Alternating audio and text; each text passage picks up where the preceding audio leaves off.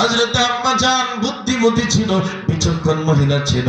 আম্মা জান ডাক দিয়ে বলে, পয়গম্বর মন খারাপ করার কোনো বিষয় না, আপনার চাচা বলছে কোনো দিন যেন আপনি না যান, আপনি দিনের বেলা যাবেন না, আপনার চাচা আবু জাহেলের কাছে আপনি রাতের বেলা দাওয়াত নিয়ে যাবেন। জোরে বলেন না সুবহানাল্লাহ।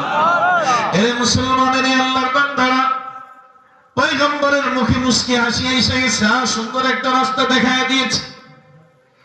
আল্লাহ তাআলার কুদরত বোঝা যায় না। হঠাৎ করে একদিন মক্কার জমিনে ঘূর্ণিঝড় আর বৃষ্টি চলতেছে, রাতের বেলা বৃষ্টি হচ্ছে। পয়গম্বর চাদরটাকে মুড়ি দিয়ে ঘর থেকে বের হয়ে যায়।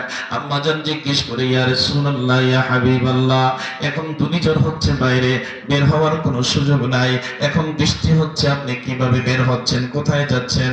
ওই খাদিজা, আমার মনে হয় আমার চাচার কাছে এখন দুনিয়ার আর কেউ থাকবে না, এই সময় আমি আমার চাচাকে গিয়ে বলবো। আবার বৃষ্টি হচ্ছে, হয়তো বা বৃষ্টির কারণে আমার চাচার দিলটা নরম হতে পারে, ঠিক কিনা? বৃষ্টির সময় মানুষের দিল ভালো থাকে, দিলটা নরম থাকে, হয়তো বা আমার চাচার দিলটা নরম হতে পারে। খাদিজা রে, আমি এখানে ঘুমায়ানোর চাইতে, আরাম করার চাইতে, আমার চাচাকে যদি জাহান্নামের আগুন থেকে বাঁচাইতে পারি, তাহলে আমার হাজারো ঘুমের চাইতে, লাখো ঘুমের চাইতে উত্তম হয়ে যাবে। এ মুসলমানের আল্লাহর বান্দারা, এমনি আমার আপনার কাছে কোরআন আসে নাই, এমনি আমি আপনি এত সহজে গিয়ে বাইরে মসজিদের মধ্যে সিজদা দিতে এত সহজে এমনি পারি না। এখানে পয়গম্বরের রক্ত রয়ে গেছে, পয়গম্বরের রক্ত মোবারক ঝরেছে, পয়গম্বরের কষ্ট জোরে রয়ে গিয়েছে, সাহাবায়ে কেরামের রক্ত রয়ে গিয়েছে। এ মুসলমান, পয়গম্বর হাঁটি হাঁটি পা পা করে আবু জাহেলের বাড়িতে চলে যায়।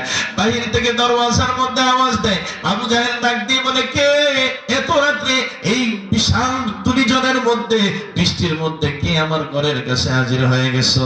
পয়গম্বর ডাক দিয়ে বলে, চাচা, আপনি কি বুঝেন না এই সময় আপনার ঘরে কে আসবে? মুহাম্মদ কেন আসতেন? তাড়াতাড়ি বলে যাও, এই জন্য আসতো বাইরে থেকে, বলে যাও। চাচা, একটু দরজাটা খুইলা দেন, আমি একটা কথা বইলা চলে যাব। চাচা গো, দরজাটা খুইলা দেন। পয়গম্বর বুঝছে তার ঘরে কেউ নাই। চাচা, দরজাটা খুইলা দেন, শুধুমাত্র একটা কথা বলবো, তারপরে বিদায় হয়ে যাব। আবু জাহেল তো বুঝছে কি কথা বলবে। পয়গম্বরকে আবার বলতেছে, যা মুহাম্মদ, যা বলার বাহির থেকে বলে যাও।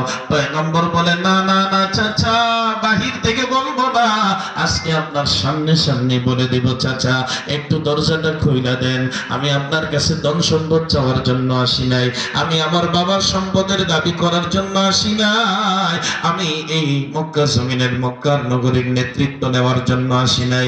চাচা গো, একটা দাওয়াত দেওয়ার জন্য আসতে, একটু দরজাটা খুইলা দেন, মেহেরবানি করে একটু দরজাটা খুইলা দেন। এই কথা বলার পর আবু জাহেল পয়গম্বরের জন্য দরজাটা খুইলা দেয়। পয়গম্বরের সামনে দাঁড়াইয়া বলতেছে, কি বলবা, তাড়াতাড়ি বলে যাও। রাগান্বিত অবস্থায় বলতেছে, কি বলবা, তাড়াতাড়ি বলে যাও। পয়গম্বর ডাক দিয়ে বলে, হাতের মধ্যে ধরে বলতেছে, এইভাবে করে জোর করে বলতেছে,